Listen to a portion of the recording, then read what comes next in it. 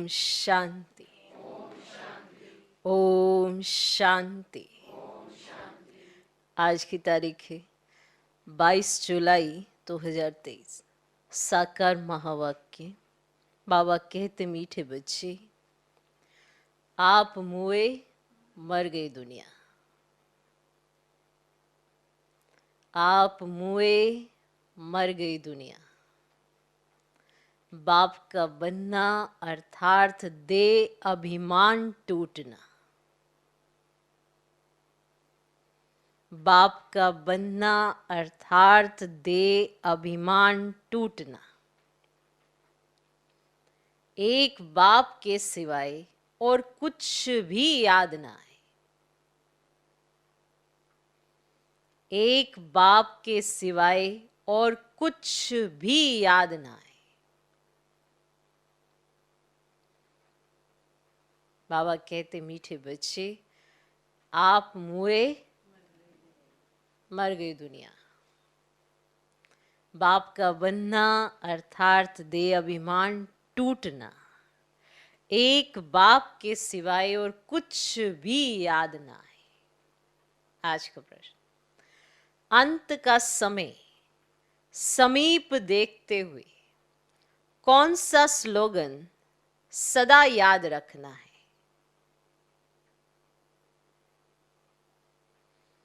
अंत का समय समीप देखते हुए कौन सा स्लोगन सदा याद रखना है? उत्तर, किनकी दबी रहेगी धूल में, किनकी राजा खाए। सब खत्म होना है, मालूम है ना? ये स्लोगन सदा याद रखो, क्योंकि अभी दुख के पहाड़ गिरने हैं। क्योंकि अभी दुख के पहाड़ गिरने हैं। सबका मौत होना है। तुम बच्चे तो अभी बाप पर पूरा बलि चढ़ते हो। तुम्हारा सब कुछ सफल हो रहा है। तुम बच्चे तो अभी बाप पर बलि चढ़ते हो। तुम्हारा सब कुछ सफल हो रहा है। तुम एक जन्म बलि चढ़ते, बाप 21 जन्मों के लिए बलिहार जाता है। तुम एक जन्म बलि चढ़ते, बाप 21 जन्मों के लिए बलिहार जाता है। 21 जन्म तुम्हें लौकिक माँ बाप के वर्षे की दरकार नहीं। 21 जन्म तुम्हें लौकिक माँ बाप के वर्षे की दरकार नहीं। द्वापर से फिर जैसा कर्म वैसा फल मिलता है। द्वापर से फिर जैसा कर्म वैसा फल मिलता है। अंत का समय समीप देखते हुए कौन सा स्लोगन सदा याद रखना है? उत्तर, किनकी दबी रहेगी धूल में, किनकी राजा खाए। ये स्लोगन सदा याद रखो, क्योंकि अभी दुख के पहाड़ गिरने हैं। सबका मौत होना है। तुम बच्चे तो अभी बाप पर पूरा बलि चढ़ते हो। तुम्हारा सब कुछ सफल हो रहा है। तुम एक जन्म बलि चढ़ते, बाप 21 जन्मों के लिए बलिहार जाता है। 21 जन्म तुम्हें लौकिक माँ बाप के वर्षे की दरकार नहीं। द्वापर से फिर जैसा कर्म वैसा फल मिलता है। आज का गीत है, मैं एक नन्हा सा बच्चा हूं। ओम शांति। ये तो मनुष्य मात्र जानते हैं कि ऊंच से ऊंच भगवान है। भगवान को हमेशा परम पिता परमात्मा कहते हैं, और उनका ऊंचा नाम भी है, ऊंचा ठाव भी है। सबसे ऊंच मूल वतन में रहते हैं। अब जबकि गॉड फादर कहते हैं तो जरूर बच्चे ही ठहरे। ऐसे तो नहीं कह सकते हम फादर हैं, सर्वव्यापी कहने से तो सब फादर हो जाते। उनको तो हमेशा परे ते परे परम धाम में रहने वाला परम पिता परमात्मा कहा जाता है, ऊंच ते ऊंच भगवत। इसीलिए सब भक्त उनको याद करते हैं। कहते भी हैं भगवान को ही भक्तों को भक्ति का फल देने यहाँ आना पड़ेगा। वह बाप है स्वर्ग का रचयिता। क्रिएटर जरूर नई दुनिया ही रचेगा, तो वह आएगा कहाँ? नई दुनिया रचेगा तो वह आएगा कहाँ? क्या पतित दुनिया में व पावन दुनिया में? देखो, यह बात अच्छी रीति धारण करने की है। तुम कोई छोटे नहीं हो, तुम कोई छोटे नहीं हो, है ना? इसीलिए कि ऐसा नहीं कि तुम समझ नहीं सकते हो, समझ तो है ना। तुम कोई छोटे नहीं हो, शरीर के ऑर्गन्स तो बड़े हैं ना। तुम जानते हो सभी बाप को याद करते हैं, समझते हैं यहाँ दुख है, हमको ऐसी जगह ले चलो जहाँ शांति सुख हो। ड्रामानुसार बाप को आना ही है, बनी बनाई बन रही, इसमें कोई फर्क नहीं हो सकता। वर्ल्ड की हिस्ट्री ज्योग्राफी चक्कर लगाती रहती है, 4 युग फिरते रहते हैं। कलयुग के बाद होता है संगम युग। कलयुग और सत्युग के बीच का यह है कल्याणकारी धर्माऊ युग। यह है पुरुषोत्तम युग, अर्थात उत्तम ते उत्तम, मर्यादा पुरुषोत्तम बनने का युग। इस युग जैसा उत्तम युग कोई होता ही नहीं। सत्युग त्रेता का संगम युग कोई ऊंच नहीं है, उसमें तो 2 कला सुख की कम होती है। इस संगम युग की ही महिमा है। तुम जानते हो बाप तो है ऊंच ते ऊंच, ऐसे नहीं कि सर्वव्यापी है। बच्चे कितनी भूल करते हैं, परंतु भूल भी ड्राम अनुसार होनी ही है। मैं फिर आकर अभूल बनाता हूं। बाप कहते हैं मुझे तुम ऊंच ते ऊंच भगवत कहते हो, मैं फिर तुम बच्चों को अपने से भी ऊंच बनाता हूं। तब तो भक्त याद करते हैं। लेकिन सर्वव्यापी कहने से मिट्टी में मिला दिया है। तो खुद भी ऐसे कंगाल दुखी हो गए। भारत सुखधाम था, अब दुखधाम है। अब बाप कहते मैं तुमको अपने से भी ऊंच बनाता हूं। मैं तो परम धाम ब्रह्मांड में रहता हूं, तुम भी वहां रहते हो, फिर यहां आते हो पाठ बजाने। जानते हो ब्राह्मण है ऊंच ते ऊंच चोटी, तो ऊंचे ते ऊंचे शिव बाबा की क्या निशानी रखेंगे? अब है तो एक स्टार है, जैसे आत्मा वैसे परमात्मा, चमकता है भृकुटी के बीच में अजब सितारा। आत्मा का रूप है ही स्टार। ये बना बनाया ड्रामा है। इसमें सभी आत्माएं ब्रह्मांड निराकारी झाड़ में रहती हैं, जिसको निर्वाण धाम कहा जाता है। आत्माएं निराकारी दुनिया स्वीट होम से आती हैं। अभी तो दुखधाम है। कितने पार्टीशन है, और सतयुग में कोई पार्टीशन नहीं था। भारत ही उच्च खंड था। बाबा को सत्य कहा जाता है, ट्रुथ। बाबा कहते हैं मैं सचखंड स्थापन करने आता हूं, तो जरूर नई दुनिया स्थापन कर पुरानी दुनिया को मिटाना पड़े ना। अभी दुख के तो पहाड़ गिरने वाले हैं, किनकी दबी रहेगी धूल में। और वे भी समझते हैं कि हम जो ये बॉम्ब्स बनाए आपस में आंख दिखाते ना, तो आखिर खात्मा तो जरूर होना है। बॉम्ब्स बना रहे हैं और एक दो को आंख दिखा रहे हैं ना, तो ये भी समझ में आता है कि खात्मा तो जरूर होना है। परंतु पता नहीं कौन प्रेरक है जो ऐसी चीजें बनवा रहे हैं।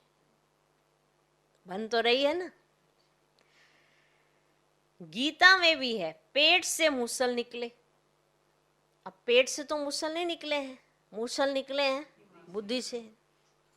अब ये है सारी बुद्धि की बातें, सबने बैठकर निर्माण किया है। बॉम्ब्स निकालते हैं अपने नेशन का विनाश करने, यादव, कौरव, पांडव, तीनों सेनाएं हैं ना, है ना इस समय। यादव कौरव लड़कर खत्म हुए, बाकी कौरव पांडवों की कोई लड़ाई नहीं होती। तुम्हारी कोई इससे युद्ध नहीं है, है? देख लो कहीं रखा हो किसी से किससे में लड़ाई। तुम्हारी कोई इससे युद्ध नहीं। तुम हो योग बल वाले राज ऋषि, सन्यासी हैं हठ योग ऋषि। वह शंकराचार्य ये शिवाचार्य, श्री कृष्ण आचार्य नहीं कहेंगे। वह अब नॉलेज ले रहा है फिर सो श्री कृष्ण बनने के लिए। ये राजधानी स्थापन हो रही है। तुम पतित कांटों से दैवी फूल बन रहे हो। गीत में भी सुना, आओ अजामिल जैसे पापियों का उद्धार करो। गाया भी जाता है पतित पावन वही सतगुरु है जो तुमको नर से नारायण राजाओं का राजा बनाते हैं। अब ये है ना एम ऑब्जेक्ट, तो ये पाठशाला है ना, इसमें हम नर से नारायण नारी से लक्ष्मी बनते हैं। अब इसमें अंधश्रद्धा की तो कोई बात ही नहीं। स्कूलों में एम ऑब्जेक्ट होती है ना, कि कौन सी क्लास में एम ऑब्जेक्ट तो होती है ना। तुम बाप के पास आए हो बेहद का वर्षा लेने, और वहां का वर्षा यहां लेना होता है। अभी संगम पर लोगे सत्युग का वर्षा, तो वह है ही सुखधाम। अब सुखधाम में तो वर्षा लेने नहीं जाओगे ना, सुखधाम का वर्षा यहाँ ले रहे हो संगम युग पर। और बाकी ये है दुखधाम। गीत में सुना, मैं छोटा सा बच्चा हूं। तुम बच्चे हो ना, कोई 25 वर्ष का, कोई 20 वर्ष का। बाबा कहते हैं एक दिन का बच्चा भी वर्षा ले सकता है। निश्चय हुआ पारिस बना। बेहद का बाप फिर भारत को हीरे जैसा बनाने आया है। और सतयुग में कितने हीरे ज्वारतों के महल थे, बात मत पूछो। फिर जब भक्ति मार्ग शुरू होता है तो पतित राजाए बैठ सोमनाथ जैसा मंदिर बनाते हैं। राजाओं के पास मंदिर होते हैं, आजकल तो बहुत ही मंदिर बनाते रहते हैं। सबसे मुख्य मंदिर किसने बनाया होगा? जो पूज्य से पुजारी बनते हैं जरूर उन्होंने ही बनाया होगा। आप ही पूज्य, आप ही पुजारी। यह महिमा परम पिता परमात्मा की नहीं है, उनकी महिमा तो सबसे न्यारी है। हर एक मनुष्य की महिमा अलग होती है। ऊंचे ते ऊंच महिमा है बाप की, जिससे तुम 21 जन्मों का वर्षा पाते हो। फिर द्वापर से लेकर तुम लौकिक बाप का बच्चा बन जैसे जैसे कर्म करते हो ऐसा जन्म लेते हो। द्वापर से ऐसा प्रोसेस स्टार्ट होता है।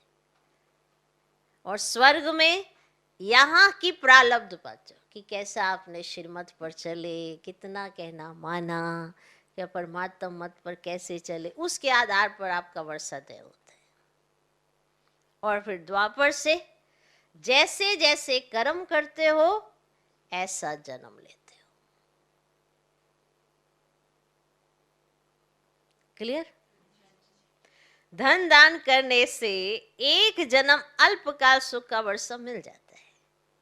राजाएं भी तो रोगी बनते हैं ना, राजा भी तो रोगी होते हैं ना।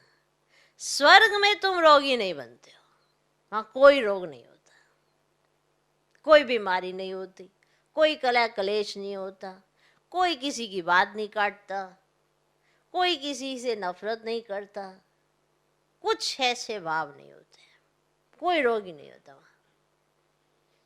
तुम्हारी एवरेज माना एवरेज अगर लगाया जाए तो 150 वर्ष आयु रहती है। एवरेज, ये एवरेज है। एवरेज समझते हो किसी की 150, किसी की 180, किसी की 160, तो उसमें से ओवरऑल सबके निकाल के उसमें से एवरेज निकाली जाती है कि एवरेज तुम्हारी 150 वर्ष आयु रहती है। कितने हेल्दी रहते हो, यहाँ 150 हो जाए तो सारे शरीर में से तो वही निकल जाए, हड्डियों हड्डियों का ढांचा ही रह जाए। इसको सोच भी नहीं सकते 150 वाले को। अभी भी कुछ थोड़ी ज़्यादा एज वाला कोई दिखाई पड़ता है तो नहीं होता है, क्योंकि कुछ खाया पिया तो जाता नहीं है उससे, या कुछ खा नहीं सकता, या उसके परहेज वो सब चीज़ें, पानी तक भी नहीं जाता, पर वो अपनी आयु पूरी कर रहा है। ऐसी आयु थोड़ा चाहिए, हेल्दी हेल्दी। तो वो हेल्दी वाली जो है, तो तुम्हारी एवरेज 150 वर्ष आयु होती है। कितने हेल्दी रहते हो, बीमारी दुख आदि का नाम ही नहीं, ना कोई बीमारी लगती है, ना किसी बात का दुख होता है। इसीलिए कहा सब आराम से जीते हैं। वहाँ यहाँ तो अलग अलग भाव आते हैं ना, कोई सीधी सी बात भी होगी तो उसमें उल्टा भाव ढूंढ लेना है, कोई ठीक भी होगी कंडीशन तो उसमें भी क्या, माना जैसी जैसी स्थिति वैसा वैसा सोचता चला जाएगा, तो वही कंडीशन हो जाए। किसी को अच्छे के लिए कुछ को कुछ अच्छा रास्ता हो तो उसमें भी गलत चीज़ अडॉप्ट कर लेगा और गलत गलत एक्टिविटीज़ चालू हो जाएंगी। अभी दुनिया के हालात तो देख ही रहे हो, कैसा कैसा माहौल आ गया है, वो सब कुछ दिखाई भी दे रहा है। तो ये टू मच तमो प्रधानता हो गई ना, कि बाहर निकलना इतना मुश्किल है कि पता नहीं कब कहाँ क्या हो। तो उस तमो प्रधानता में तो फूक फूक के कदम रखने पड़ेंगे, इसको तो समझदारी कहेंगे। समय ही आ गया है, अतीत तमो प्रधानता हो गई है, तो सब गलत है, सोच गलत हो गई है हर बात में। अब कहीं सोचते हैं हम नहीं, अच्छा सोचते हैं हम, कैसे सोचेंगे अच्छा जब तमो प्रधानता में रहेंगे। मत देने वाला ही कोई नहीं है। सोचो सोचो, आप ब्राह्मण बच्चे, आपको श्रीमत भगवान देता, फिर भी कुछ ऐसी ऐसी एक्टिविटीज हो जाती, और जिनको मिलती ही नहीं है तो उनके साथ क्या होगा। वो कहते हैं हम तो अच्छे कर्म करते हैं, पर कैसे करोगे अच्छे कर्म? जो तुम कर्म भी कर रहे हो, जो सोच रहे हो, बोल रहे हो, वो भी किसी और के लिए दुख वाले शब्द हैं, लेकिन बोल देंगे हम। कारण क्योंकि हम तो किसी को दुख देते ही नहीं, वो तो जेन्युइन सी बात है, ऐसी ही समझना चाहिए। तो इतनी तमो प्रधानता अब देखने में आती है।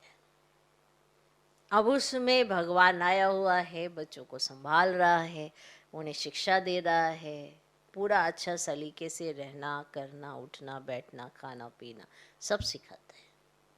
फिर भी अगर कोई श्रीमत के विपरीत जाता है तो हाथ छोड़ के चला जाता है, फिर अपने आप को कुछ कुछ का कुछ समझने लग जाता है।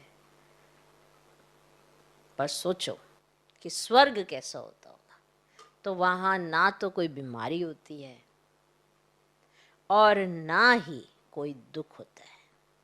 सिर्फ बीमारी से ही दुख नहीं होता ना, किसी ने कुछ कह दिया, मन का दुख भी बड़ा खतरनाक दुख है। शरीर बीमार नहीं है पर मन रोगी है, और मन की बीमारियां तो इतनी खतरनाक हो गई हैं जो बुद्धि से खराब हो जाते हैं। मन बीमार, बुद्धि बीमार, तो शरीर लाचार, क्या करेगा? क्योंकि आत्मा की दोनों शक्तियां, तीनों शक्तियां खत्म, क्योंकि संस्कार तो वैसे ही चले गए। तीसरी शक्ति संस्कार है, तो मन बुद्धि बीमार, संस्कार है नहीं, तो आत्मा क्षीण, उसमें राजा बने की कोई काबिलियत नहीं बची, तो अपने ऊपर कैसे राज करे? इसीलिए कंट्रोलिंग पावर, रूलिंग पावर, ये सब चली जाती है, तो आत्मा तमो प्रधानता में फंस जाती है। फिर हम यही कहते हैं कर्म करो, कर्म पर कैसे वाले? कौन से कर्म?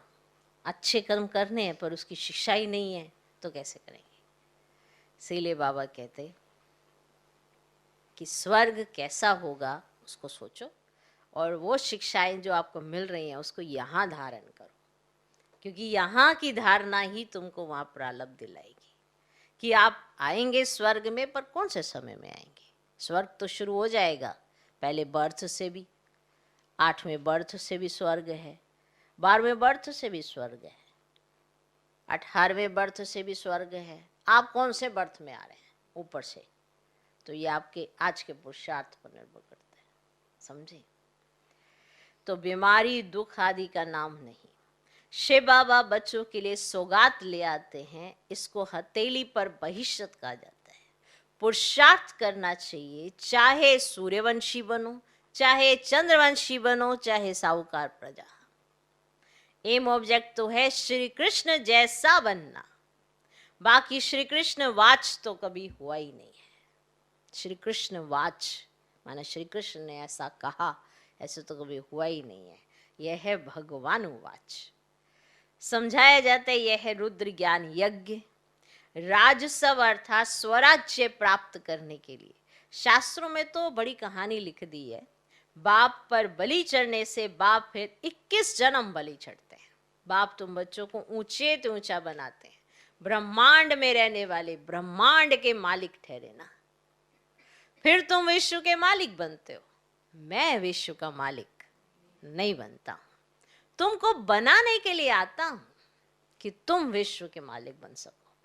मैं तुम्हें वो कला सिखाता हूं, मैं तुम्हें वो हुनर सिखाता हूं, मैं तुम्हें वो संस्कार देता हूं जिससे तुम विश्व के मालिक बन सको। दुनिया समझती लड़ झगड़ के विश्व के मालिक बन सकते हैं, पॉसिबल नहीं। ये परमात्मा ही तुम्हें शिक्षा देकर, संवार कर, अच्छे से लायक बनाकर, तुम्हारे सामने लक्ष्य रखकर, तुम्हें वो लक्षण धारण करने की श्रीमत देकर, तब तुम्हें बनाते हैं विश्व के मालिक। तुम कहते भी हो पतित पावन आओ, आकर पावन बनाओ, फिर सर्वव्यापी कैसे ठहरा? आओ कहते हो ना, तो फिर यहां तो नहीं है, फिर सर्वव्यापी कैसे ठहरा? सदगति दाता पतित पावन तो एक ही बाप है। इस समय सभी तमो प्रधान बन गए, सतो रजो तमो से सबको पास करना ही है। हर चीज पहले सतो प्रधान होती है, फिर तमो प्रधान बनती है। सतयुग में भी देवी देवताएं सतो प्रधान, फिर त्रेता में सतो, राम राज्य क्षत्रिय, फिर रजो में वैश्य, तमो में शूद्र, वर्ण भी है ना। विराट रूप में देवता, क्षत्रिय, वैश्य, शूद्र दिखाते हैं, बाप और ब्राह्मण गुम कर देते हैं। तुम ब्राह्मण देवताओं से भी ऊंच हो, क्योंकि तुम भारत की ऊंच सेवा करते हो। तुम हो श्रीमत पर, श्रेष्ठ ते श्रेष्ठ, ऊंच ते ऊंच भगवान की मत मिलती है, जिससे तुम भी श्री लक्ष्मी नारायण बनते हो। श्री श्री शिव बाबा द्वारा फिर माया का प्रवेश होता है तो तुम आसुरी बन पड़ते हो। कल्प कल्प बाबा ऐसे आकर समझाते हैं। बाबा ने ज्ञान का कलश तुम माताओं पर रखा है, मनुष्य से देवता बनाने। सन्यासी तो माताओं को नरक का द्वार समझते हैं, निंदा करते हैं, फिर आकर उन्हीं माताओं से भीख मांगते हैं, तो फिर कर्जा चढ़ जाता है। एक तरफ सन्यासी माताओं को ऐसा कहते और फिर भीख भी उन्हीं से लेते, इसीलिए उन माताओं का कर्जा उनके ऊपर चढ़ जाता है। इसीलिए पुनर्जन्म फिर भी गृहस्थियों पास ले, फिर सन्यास करते हैं। जन्म तो माता द्वारा ही लेंगे, फिर गृहस्थियों के पास जन्म लेते हैं, फिर सन्यास करते हैं। पुनर्जन्म नहीं लेते तो फिर इतने ढेर सन्यासी कहां से आते? आते ही जाते हैं ना, बनते ही जाते हैं। भारत पवित्र था, संपूर्ण निर्विकारी दुनिया कहा जाता है। बरोबर देवताओं के आगे महिमा गाते हैं, आप सर्वगुण संपन्न 16 कला संपूर्ण, फिर अपने को कहते हैं मैं निर्गुण, हारे में कोई गुण नहीं। सर्वगुण संपन्न ये शिव बाबा की महिमा नहीं है, ये देवताओं की महिमा है। सर्वगुण संपन्न 16 कला संपूर्ण ये शिव बाबा की महिमा नहीं है। शिव बाबा की महिमा क्या है? तो ये सर्वगुण संपन्न 16 कला संपूर्ण ये देवताओं की महिमा है। परंतु पूरा ज्ञान ना होने के कारण राम सीता के आगे भी ये महिमा कर देते, सर्वगुण संपन्न 16 कला संपूर्ण, राम सीता के आगे भी गा देते। शिव जयंती मनाते हैं परंतु समझते कुछ भी नहीं है। तो बाप कहते हैं तुम्हारा अब ज्ञान का तीसरा नेत्र खुलता है। देवताओं को तीसरा नेत्र होता ही नहीं। चित्रों में देवताओं को दिखाते हैं परंतु वास्तव में है तुम्हारा, तुमको दे नहीं सकते ना, तुम्हारा ऊपर नीचे होता रहता है, कभी खुल गया कभी बंद हो गया। वो संपूर्ण अवस्था है, उनको दिखाते हैं लेकिन उनका है नहीं, और तुम्हारा है तुम्हें दिखा नहीं सकते। परंतु तो क्लियर हो गया, देवताओं को तीसरा नेत्र होता नहीं, चित्रों में देवताओं को दिखाते हैं परंतु वास्तव में है तुम्हारा। परंतु तीसरा नेत्र खुला फिर बंद भी हो जाता है। किनका? ब्राह्मणों का। अभी खुला, सब कुछ साफ साफ नजर आ रहा है, फिर बंद भी हो जाता है। आश्चर्यवत सुनंती पश्यंती, औरों को सुनावंती, फिर भी भागंती हो जाते। सुनंती पश्यंती, औरों को सुनावंती, और फिर भी भागंती हो जाते। बहुत अच्छे अच्छे बच्चे माया से हारते हैं। बाप युद्ध कराते हैं 5 विकारों पर जीत पहनाने की, बाकी और कोई युद्ध तो है ही नहीं। तुम अभी हो ब्रह्मावंशी, फिर देवता बनेंगे, अभी शूद्र से ब्राह्मण वर्ण में आए हो। इस समय सृष्टि का चक्र पूरा बुद्धि में है, नाटक पूरा होता है, बाप ले चलने के लिए आए हैं, माया ने सबको पतित बनाया। अब बाप कहते हैं योग अग्नि से तुम विकर्माजीत बनो, इसमें मेहनत है और कुछ करना नहीं है। बाप को याद करना है, बाबा हम आपके थे, आपने हमको फिर सत्युग में भेजा, पुनर्जन्म सत्युग में लेते रहे, फिर त्रेता में आए तो पुनर्जन्म त्रेता में लिए। इनको भी बाप कहते हैं तुम अपने जन्मों को नहीं जानते, हम बताते हैं। मनुष्य 84 जन्म कैसे लेते हैं, 84 लाख की तो बात हो ही नहीं सकती, और कल्प की आयु ही 5000 वर्ष है। इन शास्त्रों ने तुम्हें घोर नींद में सुला दिया है, सुला दिया था ना। अब बाप ने तुमको जगाया है, तुम जागकर बाप से वर्षा ले रहे हो।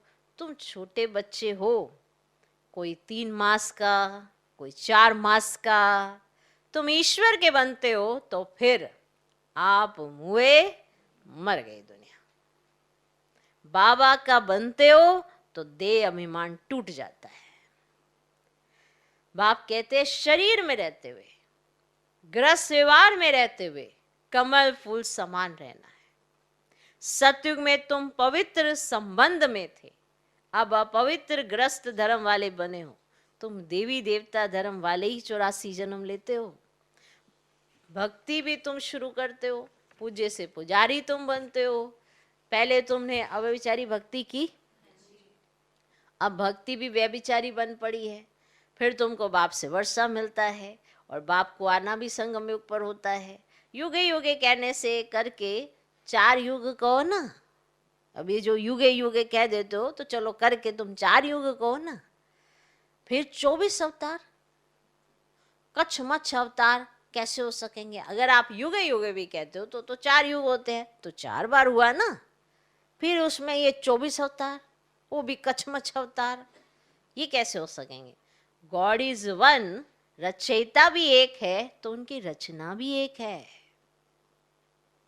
अच्छा, मीठे मीठे सिकिलदे बच्चों प्रति माता पिता बाप दादा का याद प्यार और गुड मॉर्निंग। रूहानी बाप की रूहानी बच्चों को नमस्ते।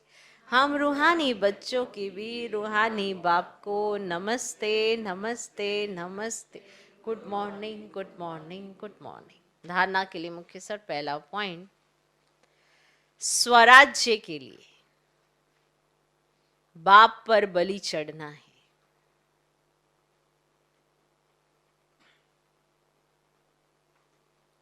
स्वराज्य के लिए बाप पर बलि चढ़ना है। एम ऑब्जेक्ट सदा सामने रखनी है।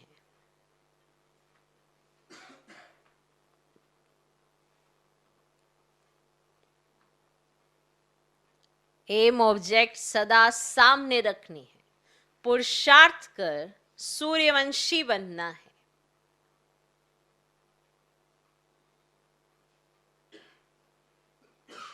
पुरुषार्थ कर सूर्यवंशी बनना है।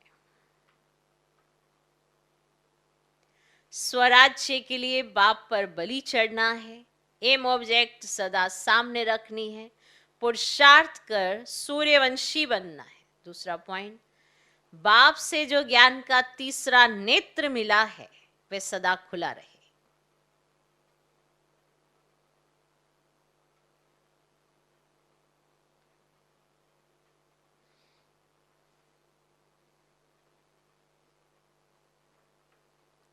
बाप से जो ज्ञान का तीसरा नेत्र मिला है वह सदा खुला रहे। माया की प्रवेशता ना हो जाए, इसका पूरा ध्यान रखना है।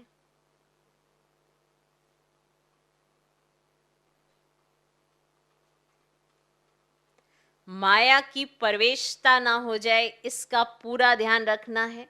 योग अग्नि से विकर्माजीत बनना है। योग अग्नि से विकर्माजीत बनना है। आज का वरदान, सर्व संबंधों से बाप को अपना बनाकर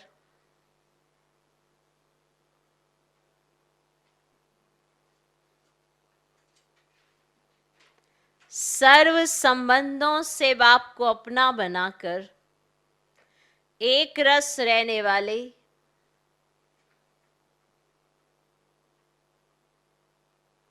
नष्ट मोहा स्मृति स्वरूप भव।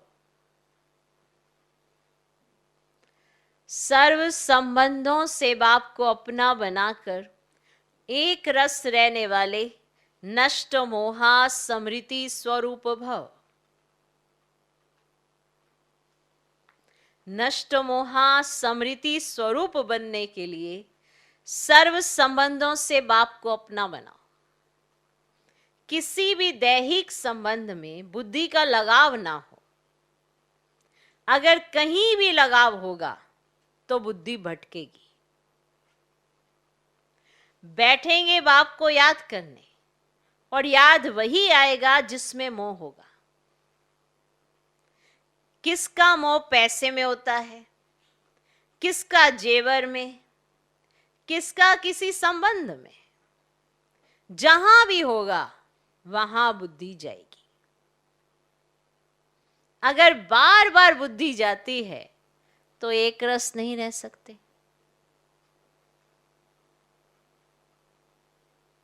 क्लियर? नष्ट मोहा स्मृति स्वरूप बनने के लिए सर्व संबंधों से बाप को अपना बनाओ। किसी भी दैहिक संबंध में बुद्धि का लगाव ना हो। अगर कहीं भी लगाव होगा तो बुद्धि भटकेगी। बैठेंगे बाप को याद करने और याद वही आएगा जिसमें मोह होगा। किसका मोह पैसे में होता है, किसका जेवर में, किसका किसी संबंध में। जहां भी होगा वहां बुद्धि जाएगी। अगर बार बार बुद्धि जाती है तो एक रस नहीं रह सकते। आज का स्लोगन, प्रकृति को दासी बना दो तो उदासी दूर भाग जाएगी। प्रकृति को दासी बना दो। अब कौन सी प्रकृति को दासी बनाओ? माना इस तन को अपने अंडर रखो, इस शरीर को अपने अंडर रखो। माना आत्मा इस शरीर पर राज करे, जैसा चाहे जब चाहे अपने को उस स्थिति में स्थित कर सके। तो माना प्रकृति दासी, तो उदासी भाग गई। उदास जब हो जाते हैं तो माना दास हो जाते हैं। जो उदास वो दास है।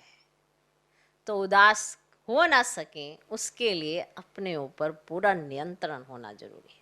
इसीलिए कहा प्रकृति को दासी बना दो तो उदासी दूर भाग जाएगी। ओम शांति।